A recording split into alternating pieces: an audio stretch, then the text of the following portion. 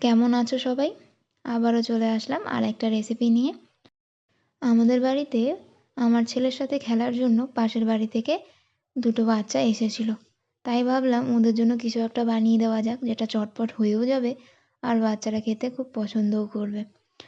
তাই ভাবলাম চলো আজকে চুরোস বানিয়ে দিই। এই দেখো, এখানে আমি 1 কাপ মতো জল নিয়ে তার মধ্যে বড় চামচের 1 চামচ মতো বাটার ব্যবহার করেছি। বাটারটা মেল্ট হয়ে গেলেই ওর মধ্যে আমি 2 চামচ মতো চিনি দিয়ে দেবো আর দিয়ে দিচ্ছি 1 চিমটে মতো নুন। এবার এই চিনির সাথে জলটাকে ভালোভাবে গুলে নিতে হবে। যখন দেখবে বেশ জলটা ফুটে উঠেছে, এর মধ্যে আমি 1 কাপ মতো ময়দা দিয়ে দিচ্ছি। এই জলের মধ্যেই ময়দাটাকে খুব ভালোভাবে মিশিয়ে নিতে হবে। এখানে কিন্তু আর কোনো জল লাগবে না, এই জলেই কিন্তু পুরো ময়দাটা মাখা হয়ে যাবে। ময়দাটাকে ভালোভাবে মিশিয়ে নিয়ে এইবারে আমি এটাকে ঢাকা দিয়ে 5 মিনিটের জন্য রেখে দেবো। তাহলে দেখবে আর কোনো জলের প্রয়োজন হবে না, এতেই খুব সুন্দর মাখা হয়ে যাবে। ফিরে এলাম 5 মিনিট পর। 5 মিনিট পর আমি এই ময়দাটাকে একটা বোলের মধ্যে ঢেলে নিচ্ছি। বোলের মধ্যে ঢেলে একটু ঠান্ডা করে নিতে হবে। আমি গরম গরমই মেখেছিলাম, তোমরা চাইলে একটু ঠান্ডা করে নিতে পারো। ভালোভাবে ঠেসে ঠেসে এটাকে একটা আটার ডো মেখে নিতে হবে।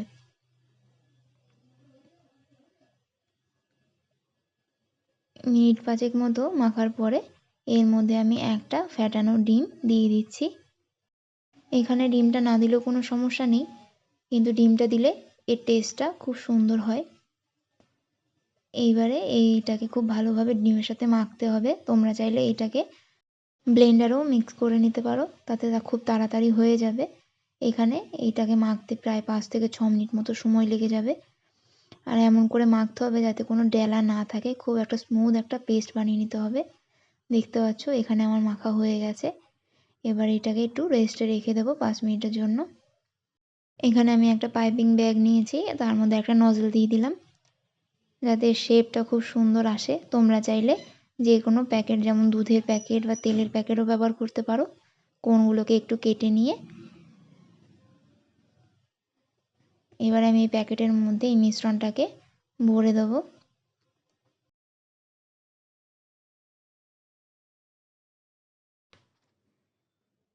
এটা বানানো যতটাই সহজ, এটার টেস্ট ততটাই বেশি। বাচ্চারা খেয়ে তো একদম প্রশংসায় পঞ্চমুখ। এখানে আমি গ্লাসের মধ্যে পাইপিং ব্যাগ রেখে তার মধ্যে আমি মিশ্রণটাকে দিয়ে দিচ্ছি। এটা ডিম দেওয়ার কারণে দেখবে বেশ অনেকটাই ফুলে যাবে। দেখো এখানে আমি পাইপিং ব্যাগে ভরা হয়ে গেছে। এবারে ভাজতে চলে যাব। এখানে আমি কড়াইয়ে তেল গরম বসিয়ে দিয়েছিলাম। তেলটা গরম হয়ে গেলে এর মধ্যে এইভাবে হাতে একটু চাপ দিয়ে এক একটা চুরোস বানিয়ে নিতে হবে। দেখবে খুব সহজেই বেরিয়ে আসছে। এখানে আমি একটা চাকু নিয়ে এইভাবে কেটে কেটে দিচ্ছিলাম। তোমরা চাইলে এখানে কাঁচিও ব্যবহার করতে পারো। এটা ভাজতে খুব একটা বেশি সময় লাগে না,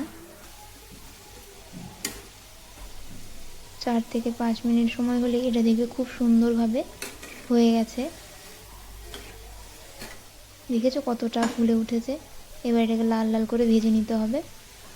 দেখো লাল লাল করে ভাজা হয়ে গেছে। এবার আমি এগুলোকে তুলে নিচ্ছি। আর এর সাথে খাওয়ার জন্য আমি বানাবো একটা চকলেট সস, যেটা বাচ্চারাও খুব পছন্দ করে। এই দেখো এখানে আমি 50 গ্রাম মতো চকলেট নিয়ে নিয়েছি, ডার্ক চকলেট। আর এখানে আমার কাছে ফ্রেশ ক্রিম ছিল, সেটাই আমি 2 চামচ মতো ব্যবহার করেছি। তোমরা চাইলে এখানে 2 টেবিল চামচ মতো দুধও ব্যবহার করতে পারো। এবার দুটোকে খুব ভালোভাবে মিশিয়ে নিতে হবে। তোমরা দেখতেই পাচ্ছ নিচে কিন্তু আমি গরম জল রেখেছি। ডাইরেক্ট গ্যাসের উপরে চকলেট রাখলে চকলেটটা পুড়ে যাওয়ার সম্ভাবনা থাকে, তাই এইভাবে করে নিলে দেখবে খুব সহজেই মেল্টও হয়ে যাচ্ছে চকলেটটা, আর খুব সুন্দর একটা চকলেট সসও রেডি হয়ে গেছে। দেখো কতটা সফট হয়েছে আর কতটা গ্লেজি হয়েছে, দেখেই বুঝতে পারছো হয়তো। রেডি হয়ে গেছে আমাদের চকলেট সস। এবার নামিয়ে নিচ্ছি। কত সহজে রেডি হয়ে গেল দেখো। আর যদি ভিডিওটা ভালো লাগে তবে একটা লাইক দিয়ে দিও। আর এদিকে দেখো বাচ্চাগুলো রেডি সব চুরোস খাওয়ার জন্য।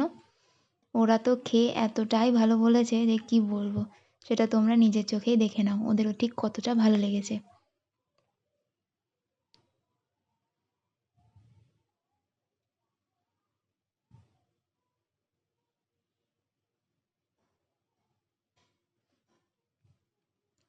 তাহলে ভিডিওটা আজকের মতো এখানেই শেষ করছি। দেখা হচ্ছে নতুন কোনো ভিডিওতে। ততক্ষণের জন্য ভালো থেকো, সুস্থ